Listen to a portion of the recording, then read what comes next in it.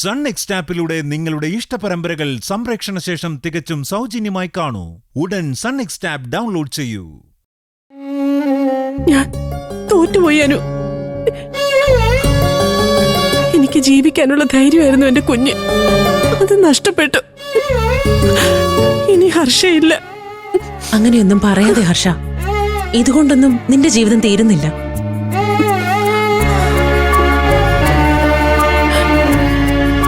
എന്താ ഇന്ദ്ര, നിനക്കൊരു ആശ്വാസവാക്ക് പോലും പറയാനില്ലേ? എന്റെ ഈ അവസ്ഥ കണ്ടിട്ട് നിനക്കൊരു വിഷമവും തോന്നുന്നില്ലേ?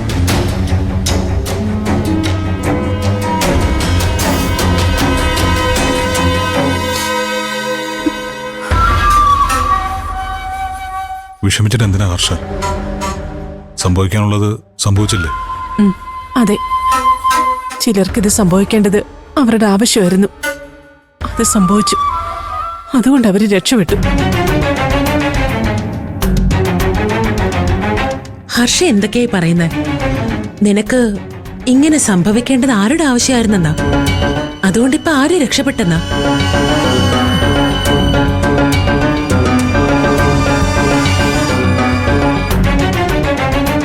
അതൊക്കെ ഉണ്ടനു. ഹർഷയ്ക്ക് ചുറ്റും ശത്രുക്കളാ.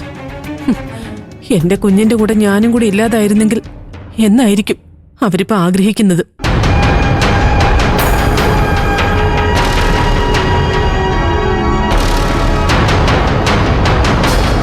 അത് പക്ഷേ അവരുടെ വ്യാമോഹം മാത്രം. എന്നെ വേദനിപ്പിച്ചവരെ തകർത്തിട്ടേ ഹർഷ ഈ ജീവിതം അവസാനിപ്പിക്കൂ.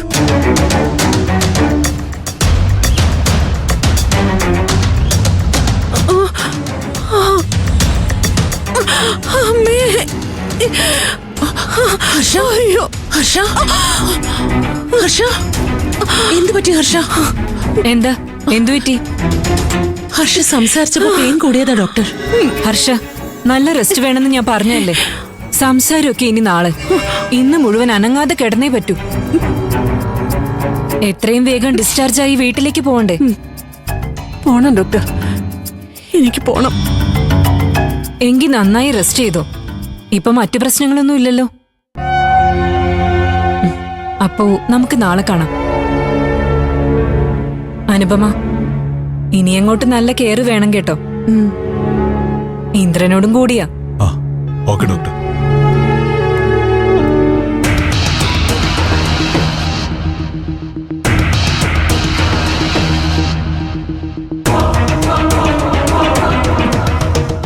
അനു, ഞാനൊന്ന് മയങ്ങട്ടെ.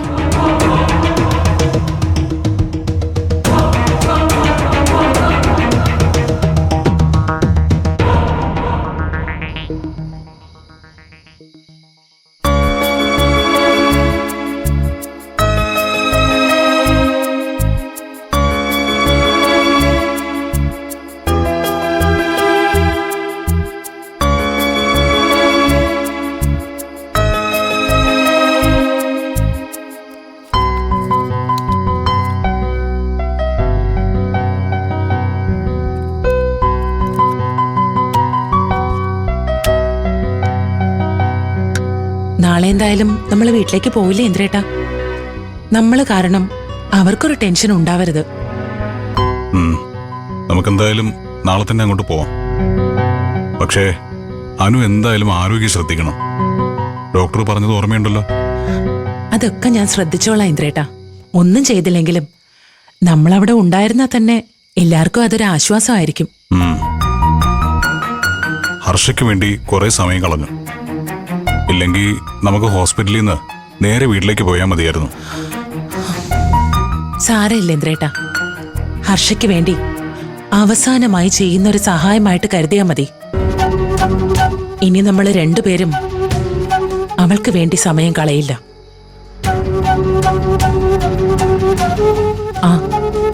നമ്മള് ഹോസ്പിറ്റലിൽ പോയ ശേഷം അമ്മ ഒന്ന് വിളിച്ച് അന്വേഷിക്ക പോലും ചെയ്തില്ലല്ലോ ഇന്ദ്രേട്ടാ.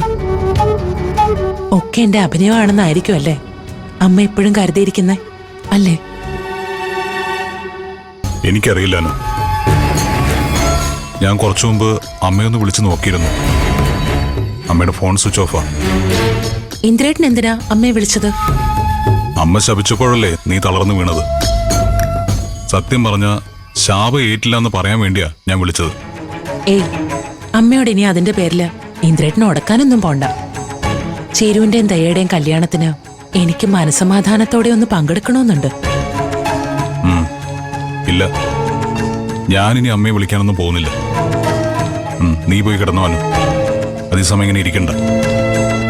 കുറച്ച് സമയം കൂടി ഞാനിവിടെ ഇരിക്കട്ടെ ഇന്ദ്രേട്ടാ. സമയം അധികമൊന്നും ആയില്ലല്ലോ. ഇപ്പോഴേ കയറി കിടന്ന ഉറക്കം വരില്ല.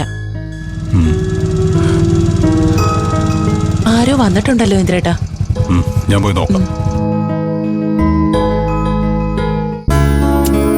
ആഹാ, നിങ്ങളെന്താ ഈ രാത്രിയില്? ഞാൻ ഏട്ടൻ കടയിൽ നിന്ന് വരാത്തോണ്ട് ഉണ്ണാൻ വേണ്ടി ഉച്ചയ്ക്ക് വീട്ടിൽ പോയില്ല. പിന്നെ കടയടച്ച് വരുമ്പോഴാ ഭാനുമ്മ വിവരങ്ങളൊക്കെ പറഞ്ഞു. അനുമോൾ എവിടെയാ എന്തിരാ? അവക്കിപ്പോ എങ്ങനെയുണ്ട്? ഇപ്പൊ കുഴപ്പമൊന്നുമില്ല ഭാനുമ്മേ. നിങ്ങൾ വാ.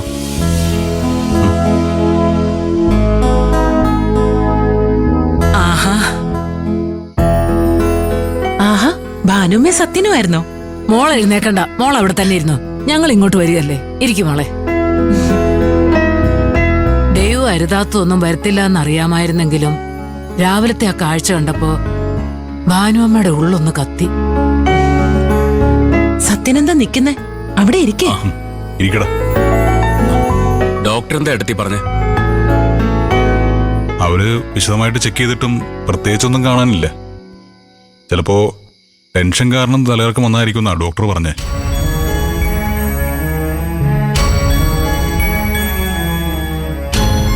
പിന്നെ പരമാവധി റെസ്റ്റ് എടുക്കാൻ പറഞ്ഞിരിക്കുക. തലകറക്കം വന്ന് വീഴുന്ന അവസ്ഥ ഉണ്ടാകാതെ നോക്കണം.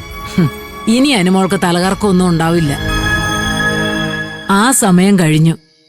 കണ്ണിന് കൊള്ളേണ്ടത് പുരുകത്തിൽ കൊണ്ട് ഒഴിഞ്ഞു പോയെന്ന് കരുതിയാ മതി.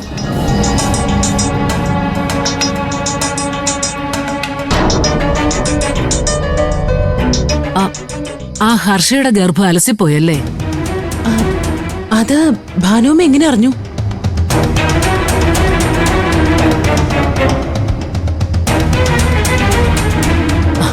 അവള് ബ്ലീഡിംഗ് ആയി ആശുപത്രിയിലാണെന്ന് ഞാൻ അപ്പോഴേ അറിഞ്ഞു. അത് കേട്ടപ്പോഴേ ഞാൻ ഉറപ്പിച്ചു ആ കുഞ്ഞിനെ അവൾക്ക് കിട്ടില്ലെന്ന്.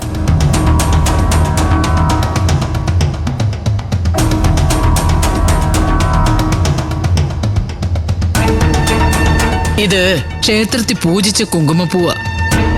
വളകാപ്പിന് പാല് കൊടുക്കുന്ന ഒരു ചടങ്ങുണ്ടല്ലോ. ഇത് ഭാനുവും അനുപമയ്ക്ക് കൊടുക്കാനുള്ള പാല് ചേർക്കണം. പാല് കൊടുക്കുമ്പോ മാറിപ്പോകല്ലേ? ഏയ്, ഇത്തരം കാര്യങ്ങളിലൊന്നും എനിക്ക് ഒരു പിഴവും പറ്റില്ല സുശീലേ. ഇത് ഞാൻ ഏറ്റു.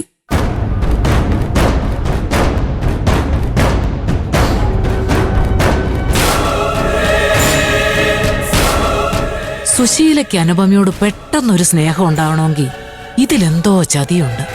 എങ്കിൽ ഈ പാല് ഹർഷ കുടിക്കട്ടെ.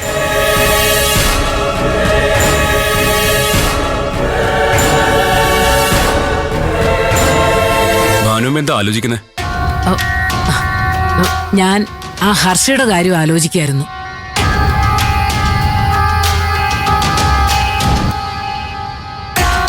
ഭർത്താവിന്റെ അച്ഛനും അമ്മയും വന്നപ്പോ അവക്ക് എന്തൊരു ദേഷ്യവും പുച്ഛവും ആയിരുന്നു.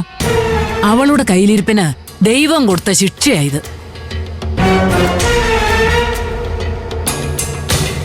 എന്നാലും അനുവെടുത്തിക്കൊന്നും സംഭവിക്കില്ല എന്നും ഹർഷയ്ക്ക് അവളുടെ കുഞ്ഞിനെ നഷ്ടപ്പെടുമെന്നും ഭാനുമ്മ ഉറച്ചു വിശ്വസിക്കാൻ എന്താ കാരണം?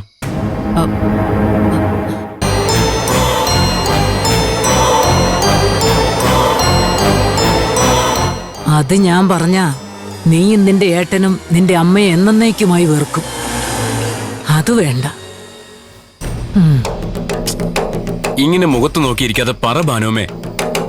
കണ്ണിൽ കൊള്ളേണ്ടത് പുരികത്ത് കൊണ്ടുവന്ന് പറഞ്ഞതിന്റെ അർത്ഥം എന്താ?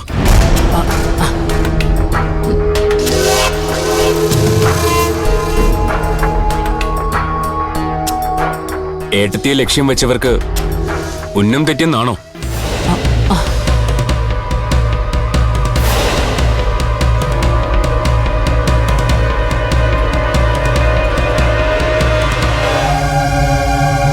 അതോ ഹർഷ കുഴിച്ച കുഴിയിൽ ഹർഷ തന്നെ വീണെന്നാണോ? ഭാനുമ്മയ്ക്ക് എന്തെങ്കിലും അറിയാമെങ്കിൽ അതൊന്ന് തുറന്നു പറ.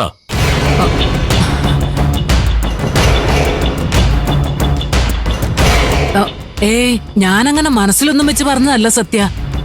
അനുമോക്കും കുഞ്ഞിനും ഒന്നും പറ്റരുതെന്നുള്ളത് എന്റെ പ്രാർത്ഥനയാ. അത് ദൈവം കേൾക്കുമെന്ന് എനിക്കറിയാം.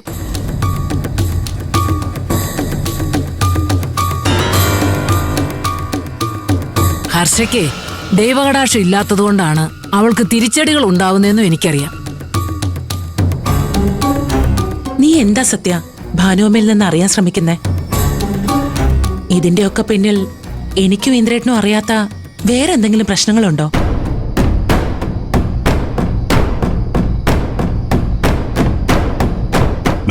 എന്തെങ്കിലും ഉണ്ടി പറ സത്യ, ഞങ്ങളും കൂടി അറിയട്ടെ. അങ്ങനെ പറയാനും മാത്രം എൻ്റെ കയ്യിൽ തെളിവുകളൊന്നും ഇല്ല ഏട്ടാ. എങ്കിലും വളകാപ്പ് ചടങ്ങില് ഏട്ടത്തെ അപകടപ്പെടുത്താൻ നമ്മുടെ അമ്മയുടെ സഹായത്തോടെ ഹർഷ ശ്രമിച്ചോ എന്ന് എനിക്ക് ചെറിയൊരു സംശയമുണ്ട്. സത്യ,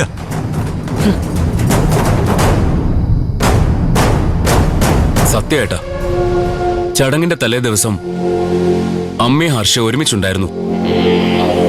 അവളെ വളകാപ്പ് ചടങ്ങില് അമ്മ പങ്കെടുപ്പിച്ചത് എന്തോ ലക്ഷ്യം വെച്ചിട്ടാണെന്ന് എനിക്ക് നല്ല സംശയമുണ്ട്.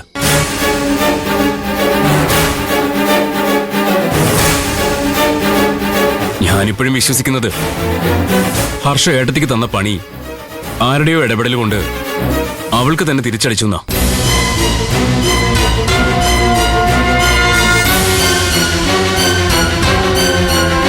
അല്ല, അത് ചിലപ്പോ ദൈവത്തിന്റെ ഇടപെടലായാലും മതി.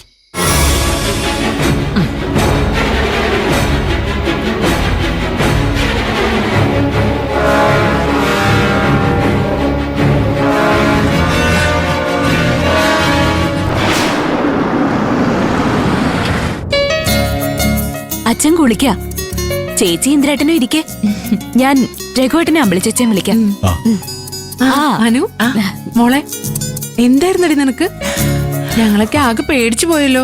എനിക്കൊന്നും ഇല്ല ചേച്ചി. എന്നെ കണ്ടു കഴിഞ്ഞാ എന്തെങ്കിലും അസുഖമുള്ളതായിട്ട് തോന്നുന്നു. ഇന്ദ്ര, നീ ഇരിക്കെ. അമ്മാവും കുളിയും പ്രാർത്ഥനയൊക്കെ കഴിഞ്ഞേ ഇറങ്ങൂ. ശരി.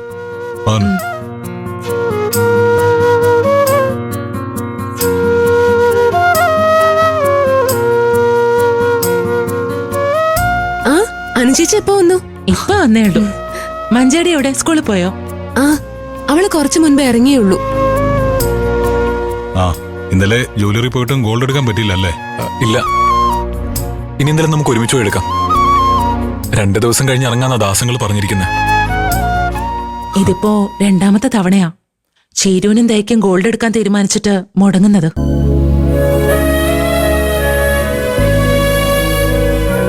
അവർക്ക് കൈനീട്ടമായി ആദ്യം നമ്മൾ കൊണ്ടുവന്ന് ഗോൾഡ് കൊടുത്താലേ ഇന്ദ്രേട്ടാ.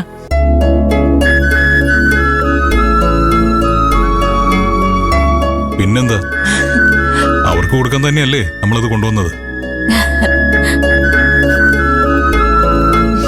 ദാ മോളെ, 2 പേർക്കും ഉള്ളതുണ്ട്.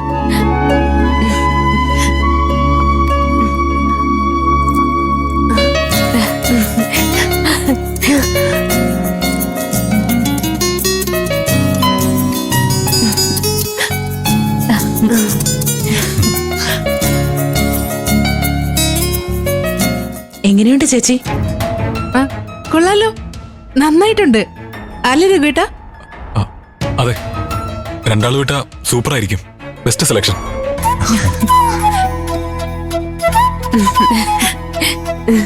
നിങ്ങൾക്ക് ഇഷ്ടപ്പെട്ടോ? പിന്നെ നല്ല മാല.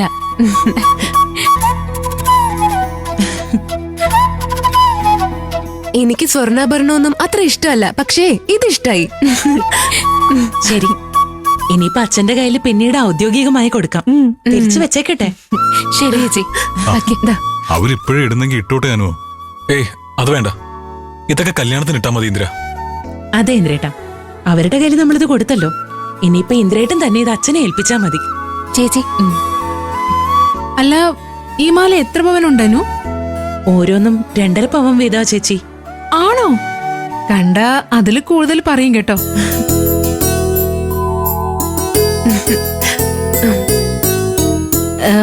ഞങ്ങള് 2 പേർക്കും ഓരോ നെക്ലേസ് പണിയിപ്പിക്കാൻ കൊടുത്തപ്പോ 3 പവനിൽ കുറച്ച് ചെയ്യാൻ പറ്റില്ലെന്നാ പറഞ്ഞിരിക്കുന്നേ.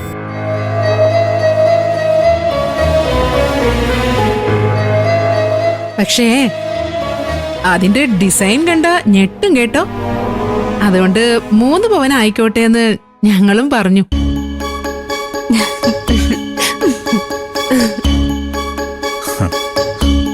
മൊത്തം 6 പവനാ. അല്ല, നെക്ലേസ് എപ്പോ തരുന്ന രഘുവേട്ട പറഞ്ഞിരിക്കുന്നത്? കല്യാണത്തിന് 2-3 ദിവസം മുമ്പ് കിട്ടുമായിരിക്കും.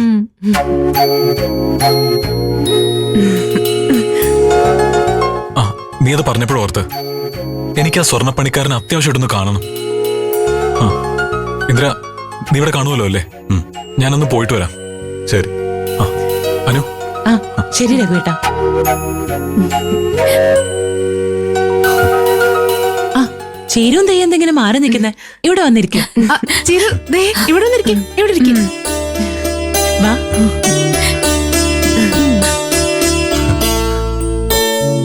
ഇവളത് എന്തൊക്കെ പുമ്മച്ചങ്ങളെ വിളിച്ച് പറഞ്ഞിരിക്കുന്നത്? ഞാനത് എവിടെ നിർത്തി വെച്ച് കൊടുക്കും?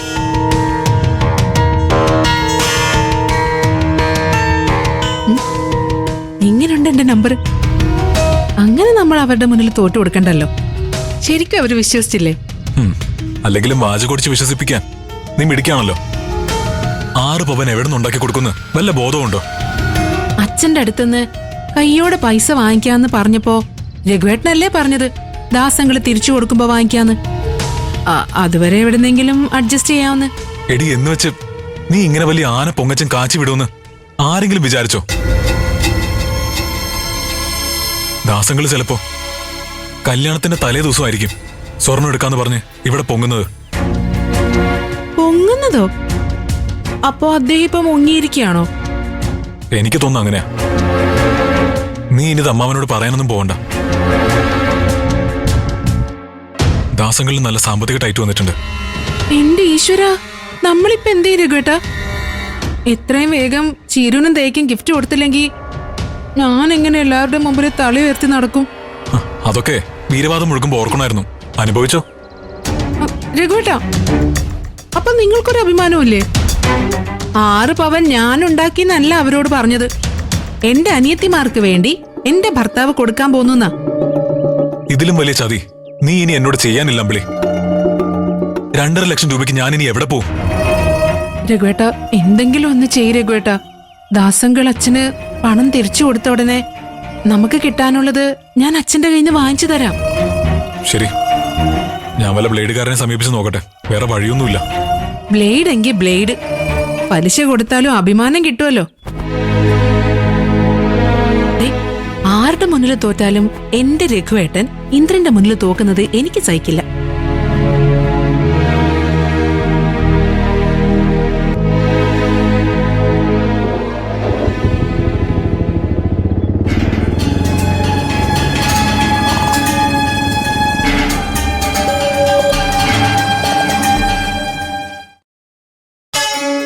എന്റെ രഘു, ഇവിടെ സ്വർണ്ണപ്പണയം മാത്രമേ ഉള്ളൂന്ന് നിനക്കറിയാവുന്ന കാര്യമില്ല. വീടിന്റെയും വസ്തുവിന്റെയും ഈടിൽ പണം കിട്ടണമെങ്കിൽ ബാങ്കിൽ തന്നെ പോണം. അതൊന്നും പെട്ടെന്ന് നടക്കുന്ന കാര്യമല്ലല്ലോ പ്രവീൺ സാറേ. വൈഫിന്റെ 2 അനിയത്തിമാരുടെ കല്യാണം അടുത്ത ആഴ്ച. പെട്ടെന്നൊരു 3 ലക്ഷം രൂപയുടെ ആവശ്യമുണ്ട്. കല്യാണം കഴിഞ്ഞ് ഒരു 10 ദിവസത്തിനുള്ളിൽ ഞാൻ തിരിച്ചടച്ചോളാം. കാര്യമൊക്കെ ശരി തന്നെ. ഗോൾഡ് ആണെങ്കിൽ എത്ര ലക്ഷം വേണമെങ്കിലും തരാം. വേറൊരു രക്ഷയില്ല.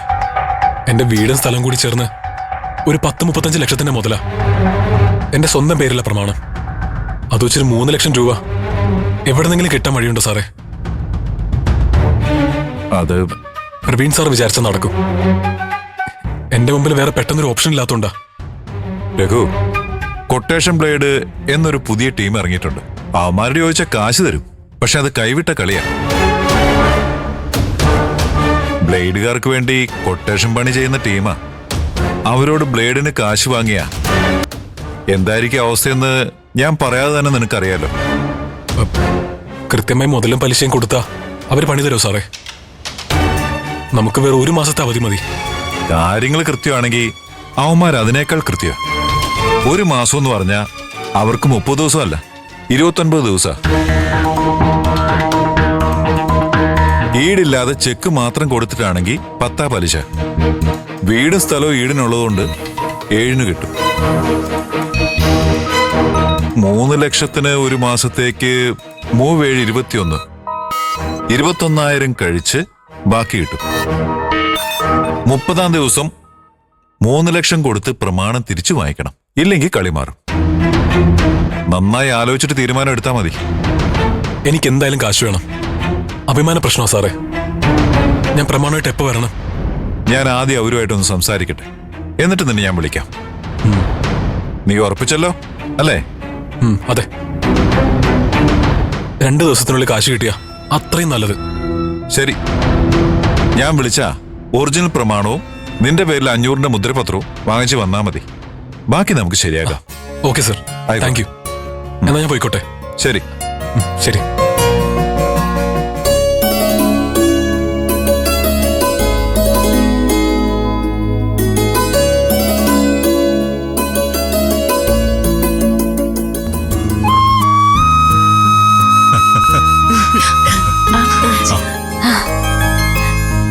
മോളെ വന്നേ. നിനക്കിപ്പോ കുഴപ്പമൊന്നുമില്ലല്ലോ അല്ലേ? ഇല്ലച്ചാ. എന്താ ഇന്ദ്ര ശരിക്കും സംഭവിച്ചത്? അറിയില്ല. വീട്ടിൽ നിന്ന് ഇറങ്ങുമ്പോ അമ്മ എന്തോ പറഞ്ഞതും അനു തലകറങ്ങി വീഴാൻ പോയി.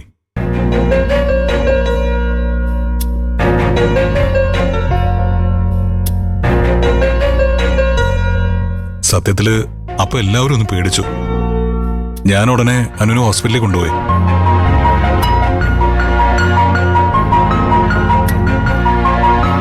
അവിടെ എത്തുമ്പോഴേക്കും അനു ഒരുവിധം ഓക്കെ ആയിരുന്നു. എന്നിട്ടും സ്കാൻ അടക്കമുള്ള എല്ലാ ചെക്കപ്പും നടത്തി. പിന്നെ പ്രത്യേകിച്ച് പ്രോബ്ലം ഒന്നും ഇല്ലെന്നാ ഡോക്ടർ പറഞ്ഞേ.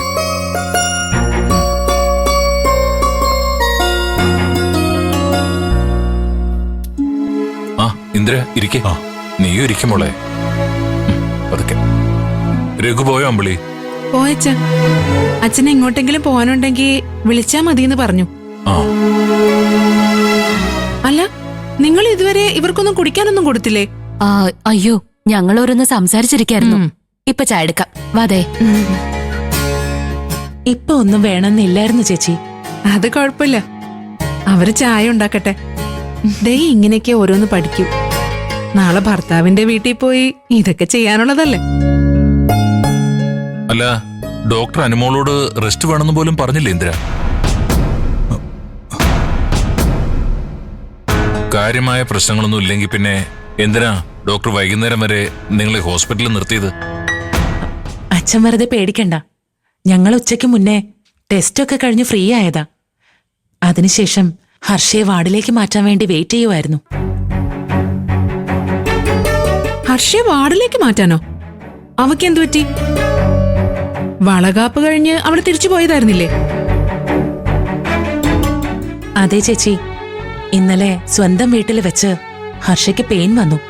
ഹോസ്പിറ്റലിൽ എത്തിയപ്പോഴേക്കും അവളുടെ വയറ്റിലെ കുഞ്ഞിന്റെ ജീവൻ പോയിരുന്നു.